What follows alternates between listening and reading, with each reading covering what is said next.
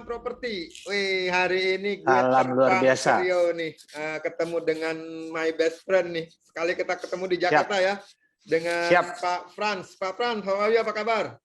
Luar biasa baik, luar biasa sehat. Salam sehat semua. Salam sehat semua. Oke, Pak Frans ini adalah pemilik agent properti sekaligus developer yang ada di Kota Rio. Siapa yang nggak tahu Kota Rio? Entar kita kulik deh Kota Rio nih di YouTube ini nih. Dan beliau juga adalah prinsipal member broker atau pemilik dari Bintang Properti. Kalau kita bicara properti, pengen tahu nih perkembangan properti di sana seperti apa. Beliau juga sekarang menjabat sebagai ketua DPD Arebi Rio gitu kan. Katanya sih mau jadi 2 angkatan nih, gue nggak tahu nih. Katanya kan ya. Oke, Pak Fran, gimana? Sehat di Rio? Gimana keadaannya? Sehat, luar biasa. Semua berjalan dengan baik di sini. Amin, amin, amin, amin, amin. Oke, Pak Fran, sedikit cerita dong mengenai bisnis Bapak nih. Kenapa sih Bapak memilih terjun ke industri properti, terutama ke brokernya nih? Kan Bapak juga sebagai developer, sharing dong di YouTube saya ini. Monggo, Pak Fran. Baik, selamat sore dulu Pak Margo, ya kan? Terima kasih sudah dikasih kesempatan untuk berbincang dengan channel YouTube Pak Margo ya. Ya. Awal mula sebenarnya bisnis saya tidak ada di dunia properti sama sekali. Saya belum pernah dunia properti. Saya mulai dulu karir saya dengan berbagai macam, dari mulai jual koran, lalu jadi tukang parkir, lalu menjadi sales door to door dari kota ke kota di Sumatera. Lalu terjun ke bidang asuransi dan terakhir berkembangnya di dunia multi level marketing. Nah, puji Tuhan di dunia multi level marketing saya sempat terjun dari tahun 2000 itu full time sampai 2007 lalu. Jadi 7 tahun lah saya di multi level marketing. Dan karir saya di sana rata-rata yang terakhir adalah dua periode terakhir dari tahun 2005 sampai 2007. 2 perusahaan di mana saya join adalah puji Tuhan nomor 1 di Indonesia, bro. Ya, kan? Jadi boleh dikatakan dari seluruh aspeknya kita memiliki rekor lah di situ, gitu ya kan? Nah, baik jumlah member maupun jumlah penghasilan. Nah, tetapi jujur kita bilang bahwa di dunia multi marketing saya berpikir dulu kita bekerja setahun sampai 5 tahun, habis itu kita bisa panen terus-menerus. Tapi apa yang terjadi ternyata sulit untuk tercapai seperti itu. Udah besar, manajemen perusahaan itu kadang-kadang memulai lagi dengan bisnis yang lain, gitu ya kan? Sehingga apa yang terjadi? Ya apa yang sudah kita kejar-kejar habis-habisan tadi ternyata sia-sia. Karena saya punya prinsip dulu, kalau saya gagal, karena saya gagal karena usaha saya sendiri yang salah, saya pikir itu saya terima dan baik. Tapi masalahnya adalah kalau saya gagal karena kesalahan orang lain. Karena kalau di situ kan kita cuma member, bro. Nah, kalau kita jadi member, berarti kan apa yang ditetapkan oleh manajemen, mau tak mau kita ikut. Begitu manajemen berubah ke kiri, kita ke kanan, ya nggak jadi dia kan. Sehingga saya pikir saya udah, kalau gitu sudah capek, saya balik ke dunia konvensional. Itu tahun 2007. Nah, pada waktu saya balik ke dunia konvensional itu bingung juga saya mau ngapain gitu loh. Betul ya? Saya udah selama ini bidang di jaringan gitu ya kan, bidang multi marketing gitu kan. Akhirnya saya mulai melihat, karena sebelum itu saya sudah beli rumah. Waktu itu saya sudah beli rumah cukup lama. Dari tahun 2002 saya bayar tanda jadi dan DP-nya lunas. Rumah saya itu baru selesai 2006. Jadi 4 tahun ini luar biasa gitu kan. Sehingga saya merasakan bahwa saya sebagai konsumen itu rugi banget gitu. Jadi saya salah memilih developernya. Nah, bukan cuma itu lagi. Setelah saya tempati rumah itu 1 tahun, akhirnya apa terjadi? Rumah itu miring lagi. Waduh. Berarti banjir setiap 1 jam itu banjir. Kalau hujan 1 jam itu langsung banjir gitu ya kan. Masuk ke dalam rumah sehingga saya menderita lah. Akhirnya saya kesal lah gitu kan. Nah dari latar belakang itu tadi saya mulai merasakan bahwa ada masalah. Berarti bukan cuma saya yang mengalami masalah. Bahwa saya merasa bahwa banyak di antara masyarakat Kota Pekanbaru dan sekitarnya adalah mengalami kesulitan untuk memilih di mana dia beli properti yang tepat. Nah, kenapa? Mereka pertama tidak punya waktu untuk berkeliling-keliling mencari mana rumah yang bagus, yang harga yang bagus, kualitasnya bagus. Mereka juga tidak punya kemampuan untuk melihat kira-kira pengusaha atau developer daripada perumahan itu kira-kira berkualitas atau tidak, berintegritas atau tidak, betul ya? Nah, sehingga saya melihat keraguan mereka tadi. Yang kedua, di satu sisi saya melihat dari banyak developer juga pada waktu itu, karena mulai pada tahun 2007 setahu saya itu developer itu banyak banget di Pekanbaru, mulai tumbuh kayak jamur di musim hujan. Sehingga mereka mengalami kesulitan juga menjual properti mereka. Nah, kenapa? Karena banyak di antara mereka tidak punya latar belakang di bidang marketing. Nah, kesimpulan sudah ada 2 kesimpulan masalah situ. Pertama adalah masyarakat Pekanbaru dan sekitarnya kesulitan mencari rumah yang mana yang tepat, baik itu lokasi, propertinya maupun juga developernya. Yang kedua, di sisi yang lain adalah developer juga kesulitan menjual rumah mereka. Berarti ada 2 masalah. Maka saya pertemukan mereka. Artinya apa? Bahwa apa yang disebut dengan peluang. Peluang itu artinya apa? Bahwa bila Anda menemukan solusi dari masalah orang lain. Kan begitu dia, bro ya? Nah, artinya apa? Bahwa ada masalah masyarakat kesulitan cari rumah, ada masalah developer kesulitan cari rumah mereka. Maka saya berdiri di tengah mereka, mempertemukan mereka. Saya bilang ke masyarakat, hei masyarakat, Anda nggak usah pusing-pusing cari rumah lagi, di tempat saya Bintang Puri semua lengkap. Developer juga begitu, saya bilang, nggak usah Anda pusing-pusing lagi jual rumahmu, di tempat saya semua jelas, lengkap semua. Jadi Anda cuma datang ke tempat saya, semua saya jual, selesai. Kayak supermarket rumah lah jadinya. Itulah konsep awalnya. Nah, makanya mulai dari 2007 kita terjun. Nah, puji Tuhan waktu itu memang baru kita ada 3 agent di Pekanbaru waktu itu. Ada yang pertama adalah ada Ray White dan ada Era Global pada waktu itu. Tapi mereka juga waktu itu sih menggap-menggap aja ya. Saya tahunya Ray White ini sudah berganti sampai 4 kali manajemen. Nah, akhirnya saya muncul menjadi kandidat yang berbeda gitu loh. Muncullah kita sebagai number 1 di situ, bro. Akhirnya kita menguasai market kurang lebih sekitar 80% pada waktu itu gitu kan. Dari 3 itu deh, karena kita baru 3 perusahaan gitu kan. Yang 2 yang nasional, yang 1 adalah lokal. Nah, waktu itu saya mengalami kesulitan pada waktu saya menawarkan kerjasama dengan beberapa developer Pekanbaru waktu itu, karena mereka belum kenal saya. Lalu saya tawarkan mereka, lalu apa yang mereka bilang sama saya? Pak Frans, kita udah kerjasama dengan perusahaan yang 2 tadi, saya nggak mau sebut lagi lah, nggak enak gitu ya kan. Agennya sudah nasional, bahkan internasional, tapi nggak bisa jual mereka katanya. Kan begitu mereka bilang sama saya. Nah, apa yang aku tawarkan mereka? Oke, kalau begitu gini, kalau Anda mau mencari perusahaan yang besar, untuk mau kerjasama untuk menjual propertimu, kamu jangan pilih Bintang Properti. Kenapa? Bintang Properti baru hadir gitu. Ya kan? Belum apa-apa, baru mulai. Tapi kalau kamu mau mencari seorang marketer yang hebat untuk menjual rumahmu, cari saya, itu namanya Frans itu. Tapi kamu jangan percaya dulu. Loh, kenapa gitu lagi katanya? Aku bilang, kamu izin ke saya, kasih kesempatan buat saya 3 bulan. Kalau saya tidak bisa buktikan dalam waktu kurun 3 bulan kemudian, kamu bilang sama saya itu omong kosong semua. Tapi kasih saya kesempatan. Akhirnya mulai dari situ satu persatu mulai memberikan kesempatan. Mulai dari saya belajar bagaimana membuat klausul perjanjian open maupun eksklusif. Waktu itu masih bingung saya apa itu open, apa itu eksklusif gitu kan. Iya. Paham. Jadi saya sempat mau coba menjual rumahku ke Ray White. Aku bilang aku mau jual rumah gitu. Tujuannya apa? Aku mau coba mengkopi perjanjian dia gitu ya. Oh, kayak gini perjanjian. Ketahuan nih ya. Nah, ketahuan. Nah, habis itu apa? Aku ketemu dengan salah satu pengembang nasional yang bangun perumahan di Riau pada waktu itu adalah dia. Aku jujur sama dia. Aku bilang sama dia bahwa saya punya perusahaan baru. Jadi klausul saya apa adanya ini. Tapi manakala kamu punya konsep perjanjian yang lebih bagus, saya ikutin, saya bilang.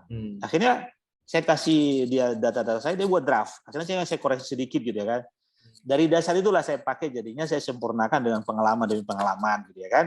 Akhirnya bahwa semua perjanjian semua 1 tahun kemudian sudah benar-benar profesional ya kan.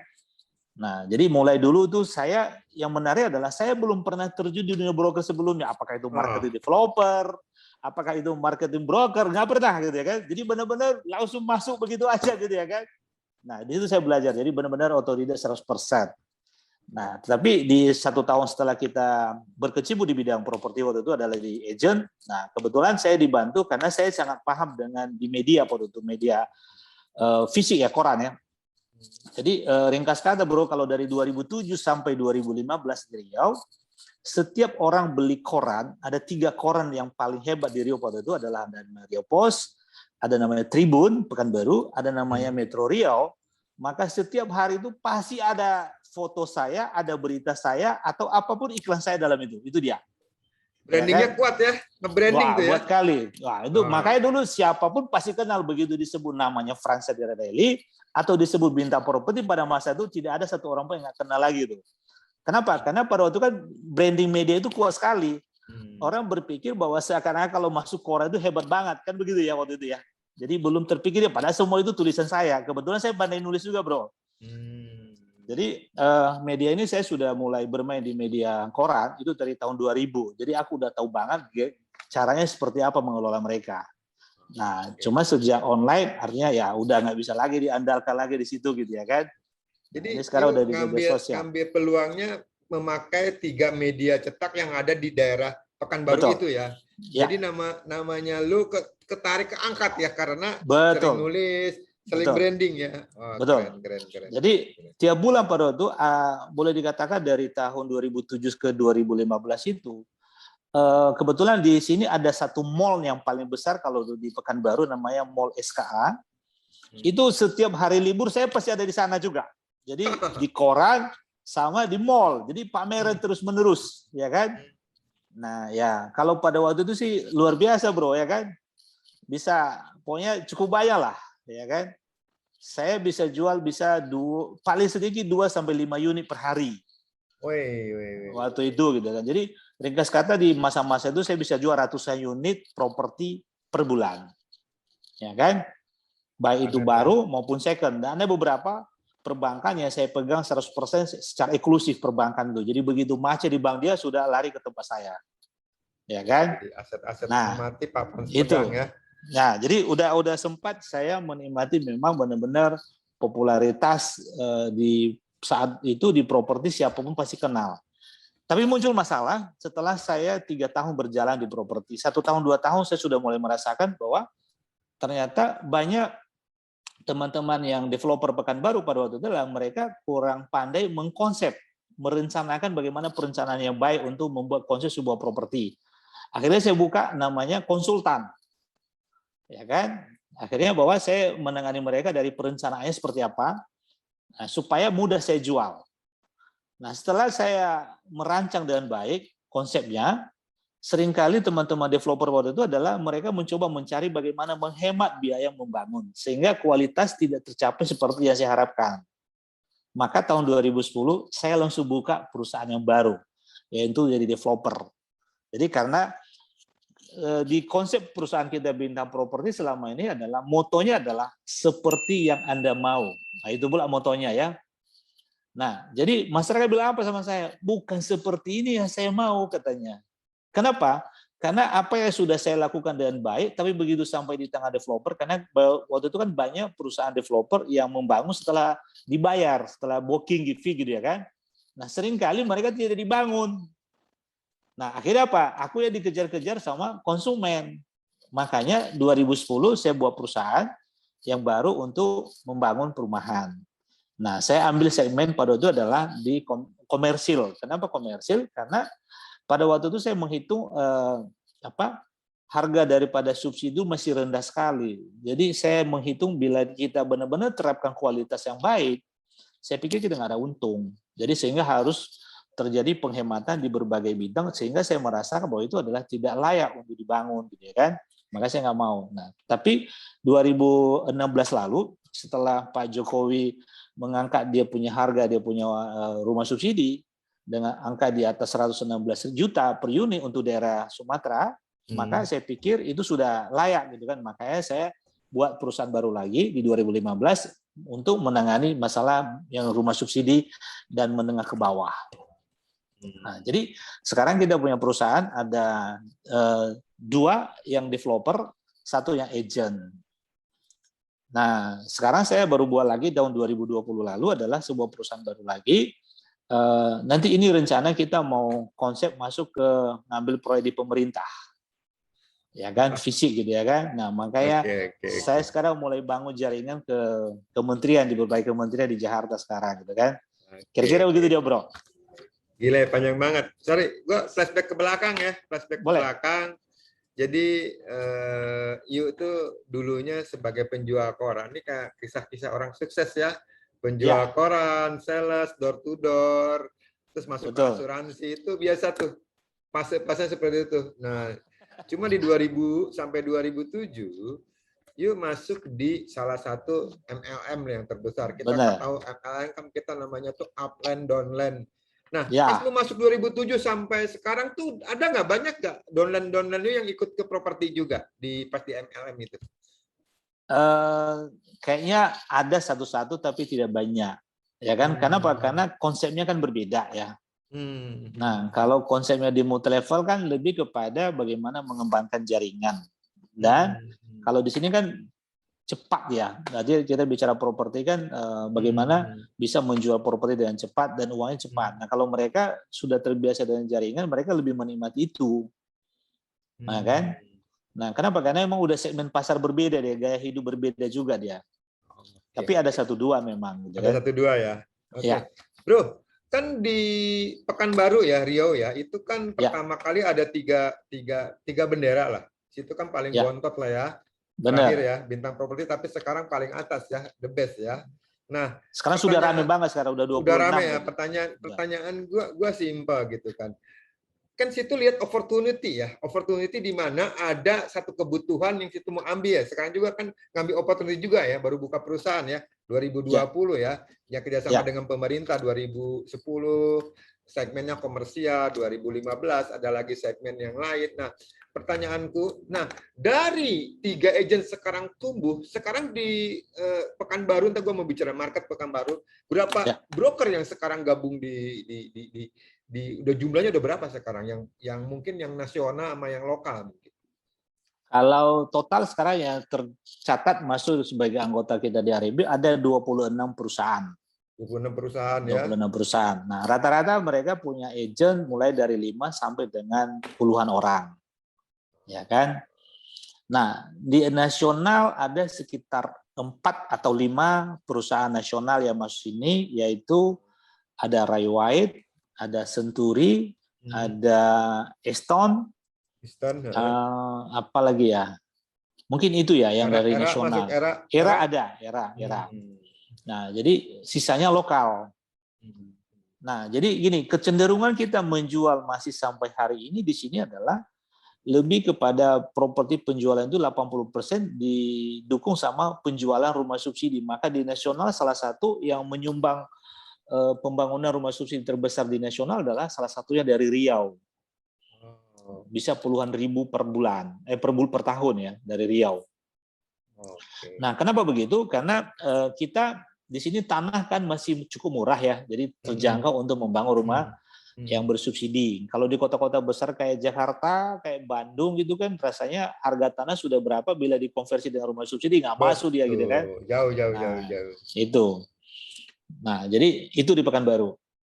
Nah, gue mau tanya lagi nih, gini. Kalau kita bicara market gitu kan, situ kan developer juga, sekarang jadi broker juga. Waktu di awal sampai sekarang berapa persen sih primary dan berapa persen secondary-nya? Perbandingan antara primary dan secondary? Kalau saya dulu di awal itu dia mungkin 50-50, 50-50. Ya, 50-50. Nah, artinya gini, kalau dulu developer itu kurang lebih mensuplai 50%, yang kedua 50% sama saya itu ada satu adalah masyarakat umum, yang kedua saya mengambil adalah kerjasama dengan perbankan yang macet, ya kan? Nah, sehingga udah macet udah pasti second punya kan, bro. Nah, betul. Jadi itu yang membuat dia 50-50, ya kan? Nah, jadi memang kalau kita masih agent, kebanyakan sekarang Pekanbaru ya, agent properti kebanyakan masih banyak mereka secondary ini sedikit sekali ya, primary semua kebanyakan.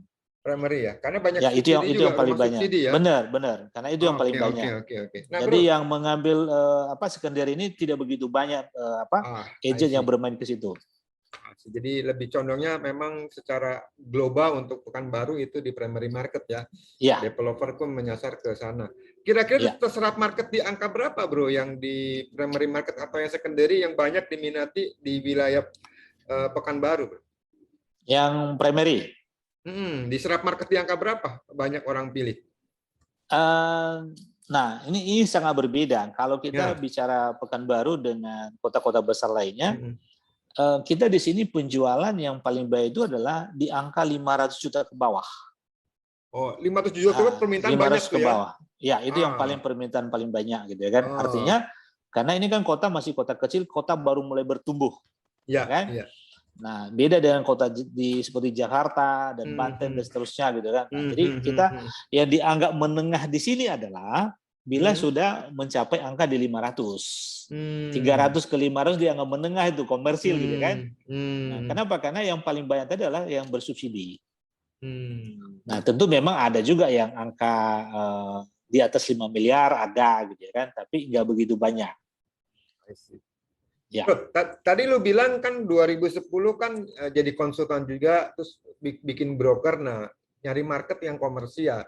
Pertanyaan gue, di Pekanbaru kalau gue mau investasi, ya wilayah mana sih yang menjanjikan yang sunrise, atau wilayah-wilayah mana kalau ada orang Jakarta atau di luar Pekanbaru mau investasi nih, lebih condongnya ke komersialnya kah, ke pergudangan kah, atau ke perumahan kah, atau wilayah tertentu? Jelasin dong di sini. Mungkin ada orang luar Pekanbaru yang belum paham nih.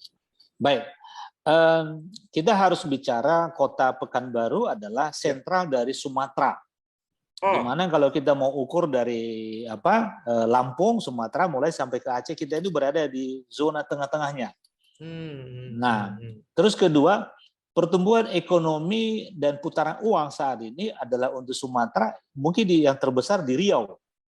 Oh ya? Ya kan? Di Riau. Riau itu adalah provinsinya, kota Pekanbaru adalah ibu kotanya. Ya, iya. Nah, jadi putaran ekonomi yang cukup besar adalah yang paling stabil mungkin ekonominya untuk Sumatera adalah memang Riau ini, Pekanbaru, salah satu penyumbang yang paling besar.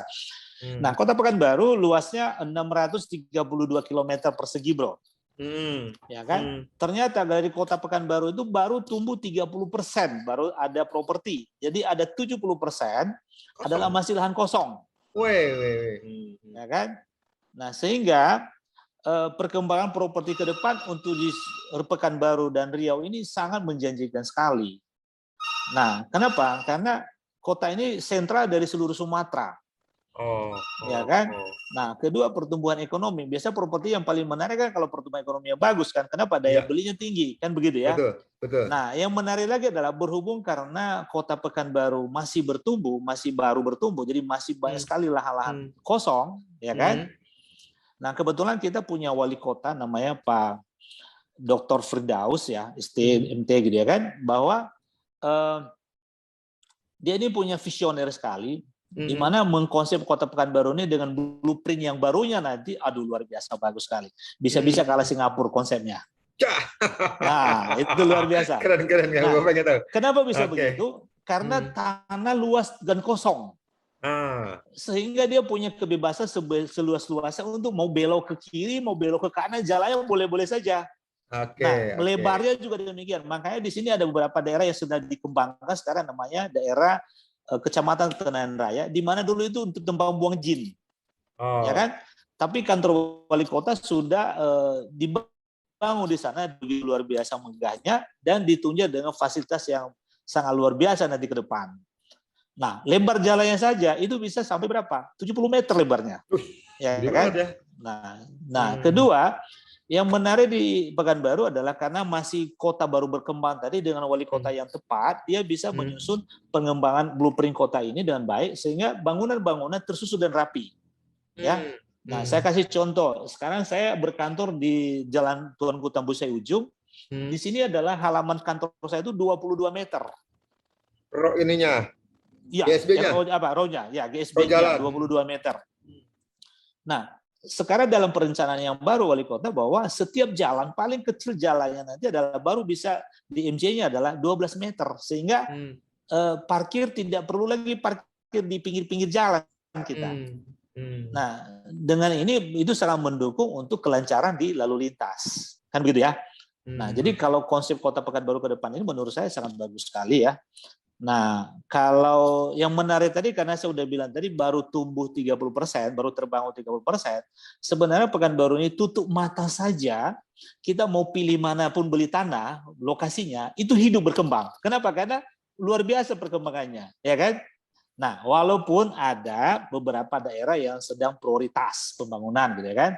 Nah, salah satu kalau kita bicara Pekanbaru yang prioritas hari ini adalah bahwa daerah Kecamatan Tenayan Raya, di mana lingkungan kantor wali kota di sana ada lahan yang dipersiapkan untuk perkantoran adalah seluas 300 hektar. Dan itu sedang dalam proses pembebasan dan sebagian besar sudah dibebaskan. Nah, itu. Jadi kalau Anda punya teman-teman, umpamanya kita punya teman-teman kepingin investasi di Pekanbaru, nah ini sangat menjanjikan sekali.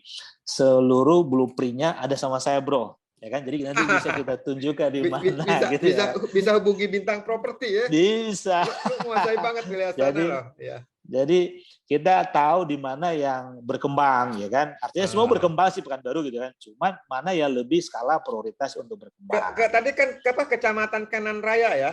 Tenayan Raya. Tenayan Raya. Di mana ya Tenayan itu Raya? mana, Bro? Timurnya atau baratnya? Timurnya lah itu. Ya, timurnya ya. Timurnya Pekanbaru ya. Dari kota Pekanbaru ke arah timur ya. Betul. Nah, cuma memang yang sudah kebanyakan itu di kota Pekanbarunya itu kalau kita invest itu ke komersial atau memang masih ke perumahan atau ke tanah kosong atau pergudangan, Bro? Kalau kita bicara sebenarnya karena ini daerah sedang bertumbuh, maka saran saya kalau mau benar-benar mau kepingin jadi investasi gitu ya kan, idealnya tanah kosongnya. Kenapa? Kalau bicara investasi, kenapa? Beda kalau di Jakarta, Bro. Pertumbuhan perkembangan beli ruko, beli rumah itu naik cepat sekali gitu kan. Kalau sini tidak sesignifikan itu perkembangannya. Tetapi kalau tanah jauh lebih cepat berkembang. Oke. Ya. Ngomong-ngomong, semeter berapa sekarang di sana pasaran? Itu masih tergantung dengan lokasi. Artinya yang paling mahal, Bro. Yang paling mahal, ranknya aja mahal dan paling murah, ranknya aja. Oh ya, masih murah di sini. Kalau di sini paling kurang lebih ya di sekitar kantor saya ini tidak jauh dari sini, namanya Jalan Arengga 1, cuma paling 300 meter paling jauh dari kantor saya. Paling sekitar 15 juta per meter. Jadi masih kecil. Yang boulevardnya ya, benar. Yang kotanya ya. Ya, yang paling mahal sih memang Sudirman. Jadi karena Sudirman ini sudah dari zaman dulu ya. Jadi kalau Soekarno-Hatta ini masih baru dikembangkan gitu ya kan. Nah, jadi di sana kurang lebih dia mungkin 15 sampai dengan paling tinggi 20 lah, 20 juta per meter. Nah, pertanyaannya yang paling murah masih ada juga 50.000, bahkan di bawah itu pun masih dapat, ya kan? Tapi di hutan-hutannya gitu ya kan. Tapi untuk hari ini hutan gitu ya kan. Tapi 5 tahun ke depan udah beda lagi cerita gitu kan. Betul. Nah, jumlah penduduk makin bertambah kan. Benar. Karena apa? Ada beberapa jalan yang sudah dikembangkan yang tadinya hutan mau dikembangkan jalan lingkar. Lebarnya berapa? 45 meter. Berarti kalau udah dikonsep dengan begitu otomatis kan menjadi daerah komersi baru kan. Nah, itu. Jadi kalau teman-teman sekali lagi ada mau investasi, ada semua. Saya kasih tahu rahasia semua. Pasti dijamin, pasti tepat. Boleh nggak? Di-share nomor teleponnya boleh? Boleh, nggak apa-apa kalau ada yang mau. Hubungin ini ke Pak Pram, jangan lupa loh. Siap. Uang denger gue kalau ada yang investor gajah ke sana. Ngomong-ngomong investor, developer besar ada yang ke sana nggak? Developer yang tingkat nasional? Di sini sudah ada Ciputra. Ciputra udah masuk ya? Sudah masuk di sini gitu ya kan. Dan ada beberapa developer yang lain yang sudah mulai bergerak ke sini. Ya, tapi harga yang mereka jual masih belum begitu tinggi juga, sekitaran pasaran di paling tinggi sekitar 45 miliar lah. Oh, 45. Oke, gue mau tanya satu lagi. Penduduknya Pekanbaru tuh kebanyakan itu, secara pendapatan daerahnya itu dari berkebun, bertani, atau dia apa ya kebanyakan? Atau dia punya industri gitu? Dia beda nih. Kalau kita bicara Riau keseluruhan, kebanyakan itu sawit. Sawit, ya. Sawit. Nah, karena saya nggak tahu persis sekarang, tapi dulu pernah itu mencapai 1/3 daripada sawit nasional ada di Riau. Nah, tapi sekarang dengan perkembangan di Jambi, Kalimantan sana, otomatis sudah berkurang. Tetapi boleh dikatakan untuk penyumbang tentang masalah sawit di Indonesia masih Riau mungkin nomor 1 sampai hari ini. Nah, terus kota Pekanbaru sendiri sih beragam lah ya, karena untuk sawit kalau dalam kotanya pasti tidak. Tapi orang yang di Pekanbaru dia punya kebun di luar kota Pekanbaru gitu ya kan. Nah, seperti itu gitu ya kan. Nah, terus beberapa industri-industri seperti yang sini masih kuat itu kayu. Kayu ya? Ya. Di sini ada namanya RAPP itu. RAPP itu adalah pabrik kertas terbesar di Asia Tenggara. Ya kan, tapi itu ada di kabupaten namanya Pelelawan, 1 jam dari sini 70 km dari Pekanbaru. Nah, ada lagi dari satu lagi namanya di Siak juga itu perusahaan yang sejenis begitu juga gitu ya kan, cukup besar ya kan. Jadi dulu di sini kan karena masih hutan, berarti benar-benar banyak kayu, bro. Ya kan, sehingga otomatis pabrik-pabrik yang sejenis bahan bakunya itu tumbuh besar gitu kan. Makanya salah satu yang terbesar itu adalah di Asia Tenggara ya ini RAPP namanya. Nah, jadi bermacam lah ada. Ya, ngomong-ngomong kelapa sawit, lu jual kelapa wilayah itu area kelapa sawit juga dong, hektaran itu. Ada juga yang ya rata-rata kalau di sini sih banyak kebun lah ya kan. Okay. Nah, jadi kalau penghasilan di Riau lagi di situ adalah ada 2. Satu tadi makanya dibilang namanya kelapa sawit itu minyak atas. Ya. Apa tuh kelapa minyak sawit. Atas? Kelapa sawit. Oke. Terus ada minyak bawah. Apa tuh? Nah, minyak bawah itu ada hasil bumi yaitu dari minyak yaitu ada Caltex, ada Chevron, yang baru-baru semua diambil alih sama Pertamina sekarang. Iya. Ya, jadi perusahaan industri minyak yang terbesar juga gitu ya kan. Nah, jadi minyak atas, minyak bawah, bro. Nah, itu kerennya ada di Pekanbaru ya. Ada di Pekanbaru gitu ya kan. Jadi Sumatera itu tengahnya Pekanbaru, pusatnya di Pekanbaru ya. Benar. Kirain gua kota yang terbesar Medan. Saat ini sih memang kalau kota terbesarnya Medan, betul ya. Tapi untuk ke depan targetnya Provinsi Riau adalah di 2025 bahwa Provinsi Riau adalah terbesar di Sumatera. Nah, itu bedanya aja, bro. Yang nonton YouTube gue ini di like, di share, di subscribe. Tapi kalau mau investasi ke Pekanbaru, Riau dan sekitarnya, jangan lupa hubungi Mr. Franz ya. Siap. Bintang Properti nomor 1 ya. Gue balik lagi ke properti, bro. Tadi lu bilang kan lu sekarang kan sebagai ketua DPD Arebi Riau ya. Jadi ada 26 kantor ya, 26 kantor properti. Nah, ke depan ada nggak kantor-kantor yang belum gabung Arebi? Ajak dong di sini dong. Atau apa sih benefit keuntungannya kantor itu gabung di Arebi, bro? Ayo. Masih ada broker-broker tradisional, ya kan? Tradisional kenapa dibilang gitu? Lebih kepada mereka tidak punya perusahaan, bahkan cenderung pun juga nggak mengerti aturan namanya broker. Mereka cuma hanya tukang pakang lah istilahnya, gitu ya kan? Apa istilahnya di sana? Istilahnya apa? Tukang pakang.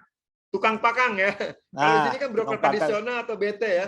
Nah, jadi broker tradisional di mana mereka tidak punya perusahaan, mereka juga tidak bergabung di perusahaan, mereka hanya bermain di kedai kopi gitu ya kan. Oke. Nah, cuma kalau mereka cuma maklar. Cuma kalau mereka ini kebanyakan memang tidak begitu memahami masalah aturan ya. Jadi mereka seringkali mereka seringkali menaikkan jauh lebih mahal lagi dari harga yang ditawarkan sama pemilik gitu ya kan. Bahkan mereka tuh kalau boleh untungnya lebih besar daripada pemilik gitu ya kan. Nah, kalau di broker kan kita sudah diatur oleh aturan ya. Jadi itu yang membuat sebenarnya masyarakat, kita berharap pada masyarakat kalau mau jual beli propertinya ya harus carilah broker yang sudah punya perusahaan dan sudah mendapatkan SIP4 dan bila perlu sudah bersertifikat supaya apa? Benar-benar bisa diberi arahan yang baik gitu ya kan. Nah, kenapa? Kalau di kita kan berarti kita mengawal dua-duanya, artinya bagaimana si penjual dan pembeli itu adalah menikmati pelayanan yang baik. Jadi mereka nggak usah repot-repot lagi kan.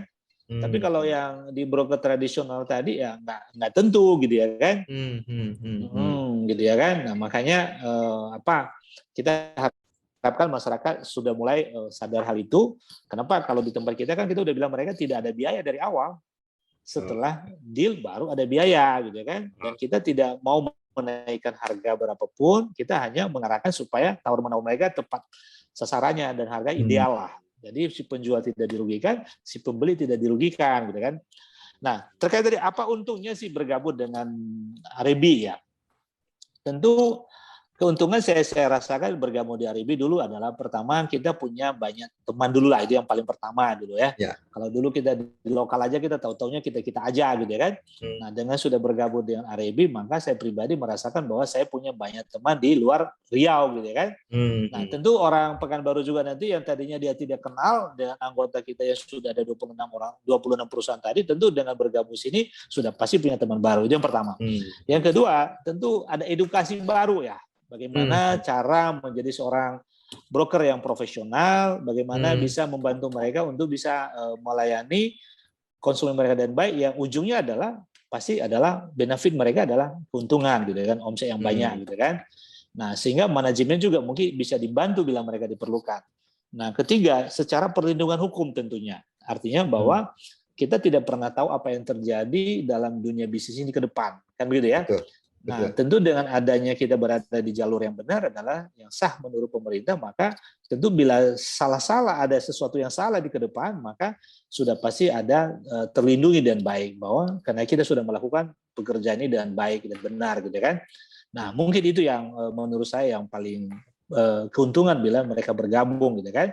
Nah, memang banyak orang yang merasa bahwa bergabung sih untuk apa gitu kan. Tapi saya sudah mulai menunjukkan mereka itu bahwa banyak loh, seperti contohnya kita melakukan beberapa seminar-seminar, yang seminar ini tentu tidak dapat kalau tidak bergabung di situ gitu ya kan. Nah, jadi itu yang menjadi keuntungan menjadi broker yang gabung di Arebi ya. Ya kan? Nah, itu mungkin karena sekarang mereka belum punya perusahaan, ada juga yang ragu gitu kan. Kenapa? Karena mereka pribadinya belum bisa gitu ya kan. Nah, sehingga itu yang membuat keengganan kepada masyarakat yang bergerak di bidang broker itu sendiri gitu kan. Nah, gitu bro. Keren. Jadi sekali lagi nih buat teman-teman broker ya, terutama yang ada di Pekanbaru, Riau dan sekitarnya. Tadi Pak Pran sebagai Ketua DPD Arebi Riau udah menjelaskan nih, ada 3 keuntungan yang sangat signifikan yang tadi bilang networking. Networking itu kerjasama, itu yang bisa didapat nih. Kalau Anda main sendiri kayak sapu ya, kan nggak bersih kalau nyapu satu lidi. Kalau rame kan rame-rame. Jadi satu proyek bisa dirame-ramein nih, bisa dikeroyokin. Jadi di situ di networking itu kita bisa diskusi. Kalau kita ngomong di kedai kopi, materi sedang apa, kan kita yang hot tahu nih seperti apa. Ya, kedua tuh edukasi. Di Arebi itu tentunya ada Zoom, webinar, seminar, whatever apapun. Betul dikasih nih edukasi dari pusat atau dari wilayah manapun itu free. Tapi kalau Anda tidak gabung di asosiasi, susah dapat linknya kan, nggak tahu kan. Jadi pengetahuan Anda akan mandek gitu loh. Yang terutama lagi yang ketiga nih, saya ngajakin lagi nih yang ada di Riau nih mengenai legalitas atau hukum. Transaksi jual beli bukan hanya tanah, bukan hanya rumah, bukan hanya ruko asalnya kan. Ada namanya legalnya. Apa itu SHM, apa itu HGU, apa itu HP, whatever apapun, apa itu AJB bla bla bla. Nah, di asosiasi ini juga diajarin nih hukumnya, legalitasnya, sistem pembeliannya seperti apa. Jadi kita memang yang tadi Pak Pran bilang nih, motonya Pak Pran keren banget ya. Seperti yang Anda mau gitu loh. Seperti yang Anda mau, tidak merugikan pembeli, tidak merugikan penjual. Karena kita itu konsultan, bukan broker. Kan? Konsultan itu melindungi dua belah pihak, pembeli dan penjual.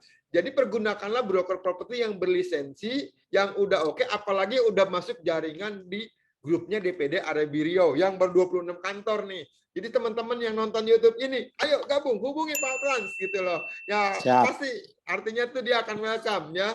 Keuntungannya banyak banget benefitnya. Pak Frans, nih Pak Frans kayaknya sibuk banget di telepon kanan kiri. Gue nanya lagi nih. Ini simpel lah Pak. Harapan lu ke pemerintah apa sih, ke pemerintah Riau untuk industri ini? Tentu harapan kita ke pemerintah adalah bagaimana pemerintah memberikan kesempatan seluas-luasan kepada broker atau dalam arti pengembangan properti ini untuk mendukung bagaimana pengembangan ekonomi gitu ya. Nah, tentu apa yang harus dilakukan konkretnya di situ adalah bagaimana memberikan kemudahan dalam perizinan, itu yang paling utama ya. Jadi kadang-kadang kan teman-teman tuh masih ragu dia izin apa, seperti apa gitu ya kan. Nah, tentu kita berharap pemerintah memberikan kemudahan dari segi itu. Walaupun kita tahu sekarang pemerintah sudah gencar menuju ke situ, salah satunya adalah dengan pakai DOSS gitu ya kan. Jadi semua serba mudah gitu kan. Nah, kedua adalah tentu bila perlu pemerintah juga memfasilitasi pelatihan-pelatihan yang terkait dengan ini. Apa artinya? Terutama peraturan-peraturan yang berlaku di pemerintah setempat terutama, supaya dengan mudah diberikan sama kita apa itu peraturannya supaya kita mengerti gitu loh, ya kan? Nah, makanya memang nanti kita mengajak pemerintah memang untuk bisa bekerja sama, untuk kolaborasi bagaimana membangun broker ini, karena broker ini menurut saya cukup membantu pemerintah juga. Kenapa? Mereka banyak menampung tenaga kerja, ya kan? Dan mereka juga banyak memberikan kontribusi pajak. Kenapa? Karena dengan transaksi kan berarti masuk kan ke pemerintah, ya kan? Pajak-pajaknya semua, sehingga sudah sewajarnya memang pemerintah harus mempedulikan kita, gitu ya kan? Nah, itu dia. Jadi tadi Pak Pram bilang kemudahan perizinan ya. Perizinan. Jadi izin sekarang kan udah Presiden Jokowi kan udah dipangkas Pak. Jadi jangan banyak meja-meja lah dipangkas ya supaya orang muda. Apalagi ada juga investasi dari luar kan masuk ke Indonesia. Salah satunya mungkin masuk ke Provinsi Riau ya. Jadi orang mau nanam duitnya di izinnya susah, gimana mau bergerak ekonomi di suatu wilayah ya. Betul. Jadi Papa minta ke pemerintah ada pelatihan-pelatihan. Jadi pelatihan-pelatihan mungkin terutama ke industri propertinya. Ya, oke. Jadi oke, siap. Pak Frans, ya. Oke. Terakhir nih Pak Frans nih. Tadi gue sebelum kita ngobrol-ngobrol, ternyata situ punya jiwa seni juga ya. Ya. Tadi gue dikasih link nih, gue kasih deskripsinya ada di bawah deh. Nih lu nyiptain lagu nih, ku yakin bisa. Itu idenya dari mana itu? Jadi pencipta lagu juga tuh jadinya tuh. Cerita ini deh, boleh kita promo deh. Sebenarnya kita nggak pandai cipta lagu, bahkan juga nggak pandai bernyanyi gitu ya kan. Nah, cuma kan selama ini kan saya melihat beberapa lagu-lagu ya, terutama kalau kita mau training orang, biasanya kan dengan training kan idealnya kita buka dengan lagu dulu ya, supaya dia terbuka pikirannya gitu kan. Seringkali kalau maaf kata kita di Indonesia nggak ada gitu loh. Seringkali kita pakai lagu luar kan. Nah, sehingga saya berpikir bagaimana caranya menciptakan itu gitu loh. Makanya saya buat itu adalah bagaimana supaya itu netral. Jadi orang tuh siapapun boleh pakai gitu loh. Karena selamanya ada beberapa, kalau kita di multi level dulu kan bro, itu semua perusahaan kan punya khas ya. Dan ada namanya perusahaan itu. Kamu kita pakai itu kalau di luar kan. Nah, sehingga saya melihat ini peluang bagus gitu loh untuk bisa memberikan semangat kepada teman-teman. Nah, maka itu aku yakin bisa. Nah, itu adalah bagian juga dari proses perjalanan hidup saya. Ya kan, benar-benar mulai dari bukan nol lagi, dari bawah. Video klipnya terus menggambarkan ya hidup asli, ya betul. Memang itu artinya itulah gambar hidup saya mulai dari jual koran, juga parkir, ya kan, lalu sampai sekarang itu yang apa gitu kan di YouTube itu. Ternyata udah diupload 4 tahun yang lalu ya. Iya, tapi kan jarang dilihat-lihat bro, makanya sekarang bro harus bantu tuh ya supaya linknya bisa cepat naik. Gua kasih nih, dia juga punya YouTube-nya juga. Frans Hadira Daily, ntar gue kasih nih di bawah nih ya, di follow dia punya YouTube-nya juga nih. Baru 14 subscriber, setelah interview sama gue bisa nambah subscribernya. Lagunya aku yakin bisa memotivasi ya. Jadi ada histori ceritanya Pak Frans di situ, dari tukang koran, dari asuransi, dari MLM, sekarang menjadi seorang broker yang sukses dan tentunya sebagai seorang developer yang sukses. Ya, besok-besok kayaknya dia mau kerjasama dengan dengan gubernurnya dari Riau nih. Dengar-dengar mau terjun ke politik, gue doain dia sukses. Doain bro, ini lagi apa? Penjajakan lagi kan. Tapi partainya jangan ngomong dulu ya kalau belum. Nanti setelah keluar SK, setelah jalan lah baru nanti kita kan. Oke. Siap. Terakhir sebelum lu tutup ada closing statement nggak buat kita semua bro? Ayo, closing statementnya apa bro? Ya, baik. Buat seluruh teman-teman yang mendengar YouTube ini, bahwa pertama kita harus percaya dulu bahwa kita pasti bisa. Itu salah satu dari inti daripada lagu tadi itu, bahwa bila Anda berkata yakin bisa, maka itu pasti bisa. Dan bila Anda ragu-ragu, maka itu pasti hasilnya tidak jelas. Nah, kenapa? Kalau Anda sendiri sudah tidak yakin pada diri Anda, lalu siapa lagi yang yakin pada diri Anda? Betul ya? Nah, makanya tadi kita harus menyadari dulu bahwa kita pasti bisa. Yang kedua, apapun kita harus berpikir secara positif. Nah, kenapa demikian? Karena memang di dunia broker ini tidak mudah memang, ya kan? Banyak tantangan, liku-liku dan segala macamnya gitu kan. Tapi percayalah kalau kita tulus melakukan semua dengan baik, maka hasilnya pasti baik. Mungkin itu yang saya bisa sampaikan. Jadi semoga apa yang pembicara ini bisa bermanfaat buat teman-teman semuanya. Oke. Oke, bro. Melakukan dengan tulus maka hasilnya akan baik. Betul. Semua berasal dari hati, pikiran positif, dan Ya. kita mau berjuang, gitu kan? Bro, Dari lihat lagi, bro. Ada di layar saya sekarang. Ada mungkin Apa tuh? kelihatan tulis saja ya. Boleh apa tuh? Coba dibacain, Kelihatan bro. tulisannya. Solusi cepat, tepat urusan jual beli seperti yang Anda mau. Wih, Bintang Properti. Ya, Itu ada di sebelah bawah kanannya itu, apa bro. tuh? Seseorang apa tuh? Nggak kebaca seseorang? Seseorang yang mudah menyerah dalam hidupnya tidak pernah menjadi seorang pemenang. Tapi seorang pemenang tidak pernah menyerah. 100 kali jatuh, bangkit 200 kali, bro. Mantap. Nah, itu dia kan. Bangkit. Bangkit Seorang lagi pemenang gitu ya.